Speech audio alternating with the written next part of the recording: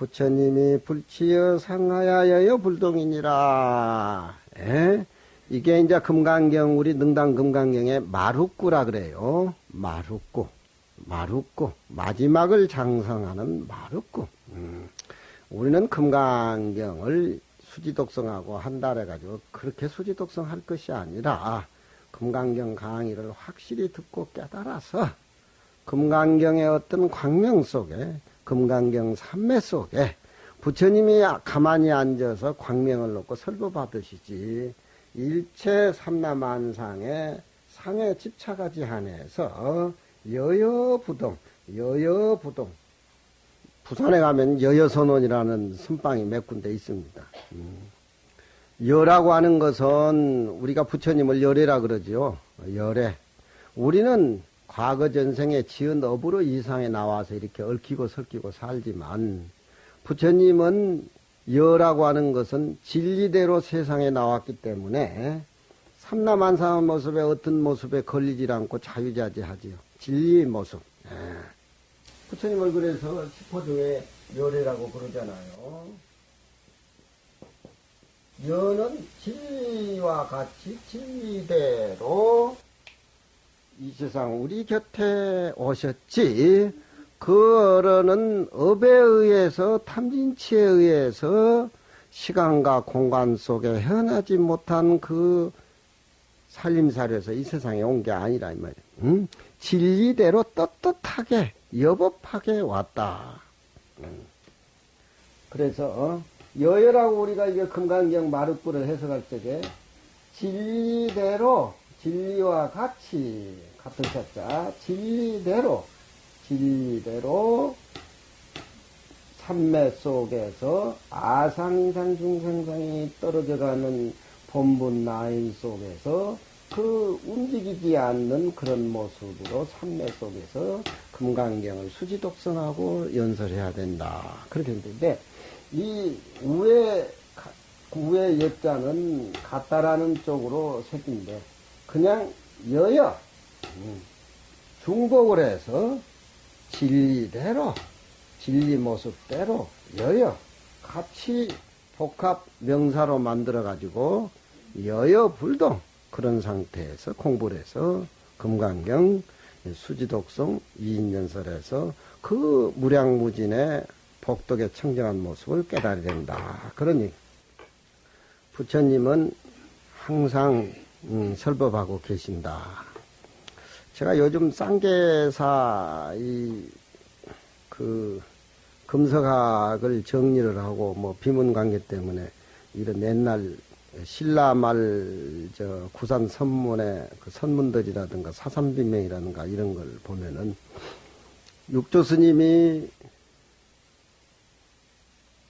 열반하시고 나서 5년 뒤에 누가 내 목을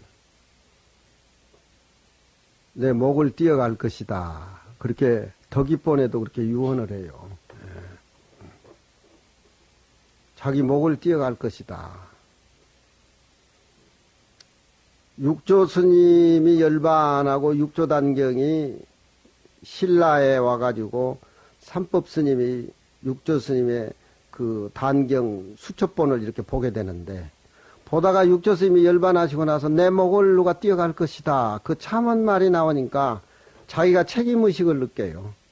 이건 육조 스님의 목을 띄어다가 육신고양을 신라에 해가지고 육조 돈법을 신라에 펴서 중생을 구제하겠다는 이 열성이 책을 보다가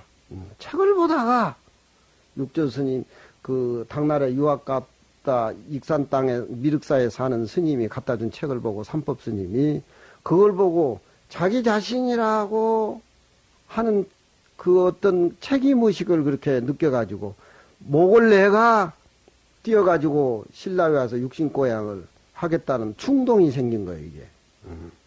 그러니까 신라 말 고려초에 우리 선불교의 구산선문이 형성될 때는 그런 당나라 선생들한테 그런 말들이 많이 나와요. 많이.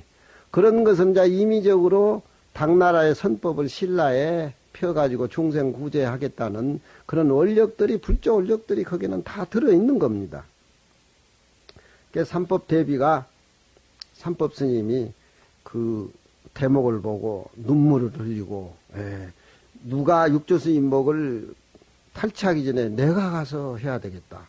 그렇지만 지금 전주 금만인가 전주에서 당나라 보림사까지 가려면 그 시간이 얼마나 걸립니까? 그 여비도 없고 경제적인 것도 해결이 안 되고. 그런데 김유신 부인이 출가해가지고 그 정법이라는 비구니가 있어요.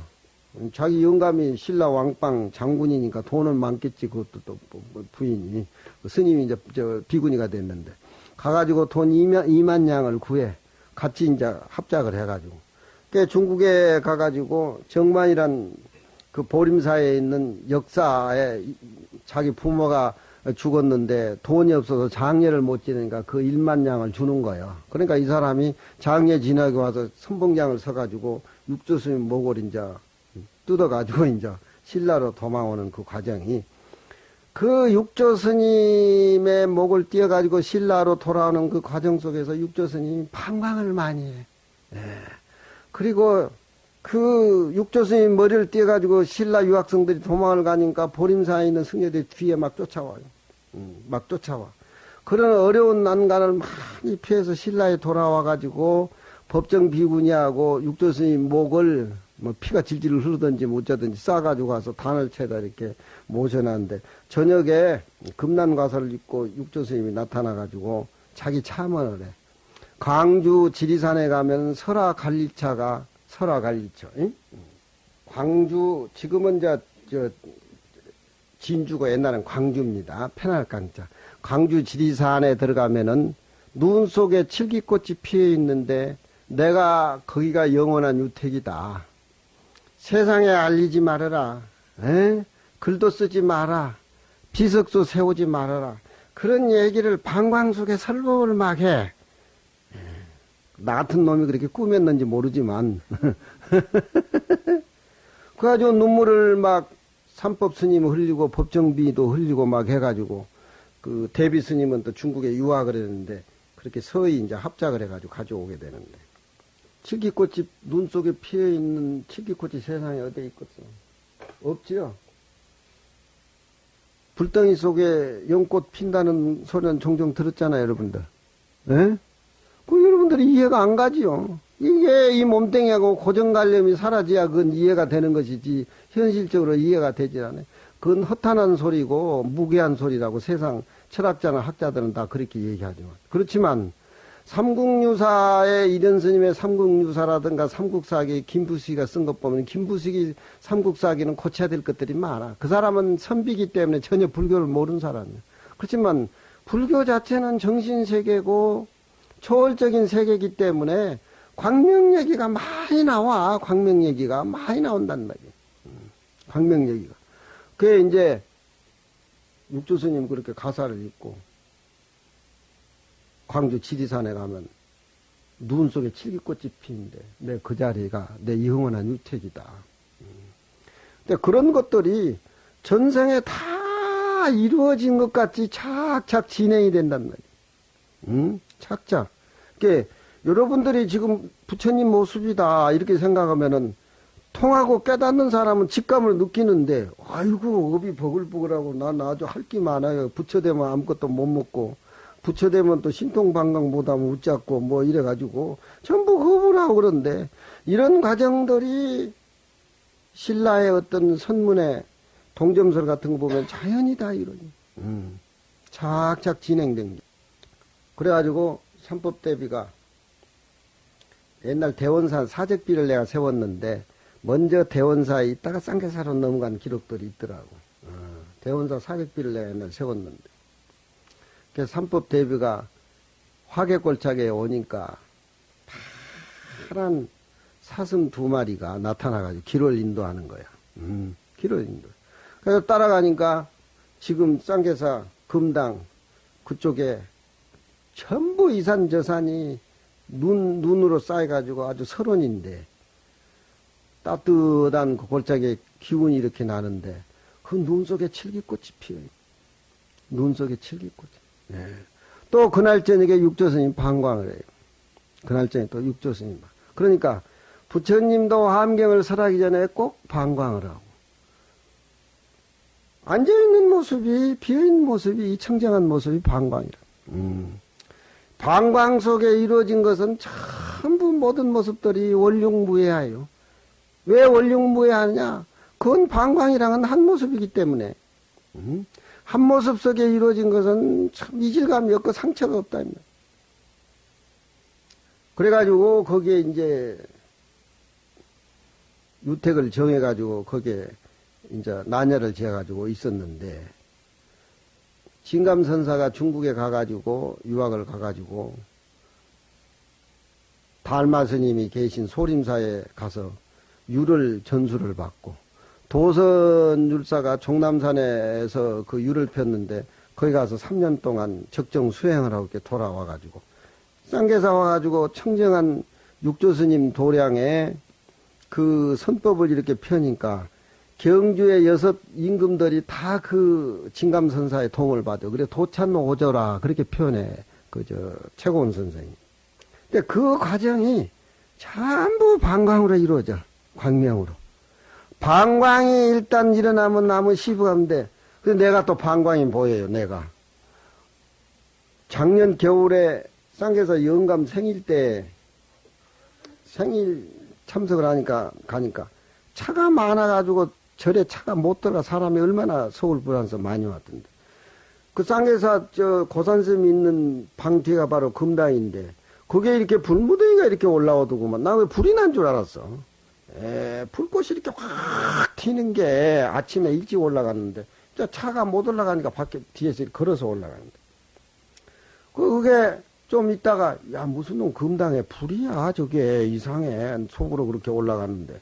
우리 하기 보고, 야, 저기 무슨 불이야. 왜 텐다지 아침에 일찍부터 불이 나냐. 무슨 놈 49제 지내고 무슨 벌을 태운 거냐. 뭐 이렇게 생각하는데. 이게 오색 구름이라 해서 그 칠불 쪽으로 이렇게 풀어져요, 서서히. 그 내가 그쪽에 올라가 보니까 쌍계사 스님이 신도들 앉혀놓고 법문하고 앉아 계시더라고. 근데 그동안 계속 방광이 일어나는데, 쌍계사 스님이 요즘 방광을 한대. 야, 오늘도 내가 방광했어야. 내 몸에서 막 광명이 일어난대. 그리고 며칠 전에는 고향 먹다가 뭐가 이렇게 나오니까, 이게 무슨 놈 돌이야 뭐야 이렇게 해서 뭐 나오니까 자기가 집어넣은 화단에 집어 던졌는데, 그게 저녁이 되니까 시자가 무슨 광명이 난다고 뭐 이런 걸 주워 가지고 왔는데, 요만한 것들인데 그게 이제 살이라요. 치살이. 살이. 그게 요즘 사람 그런 소리 들으면 기적 듣겠어.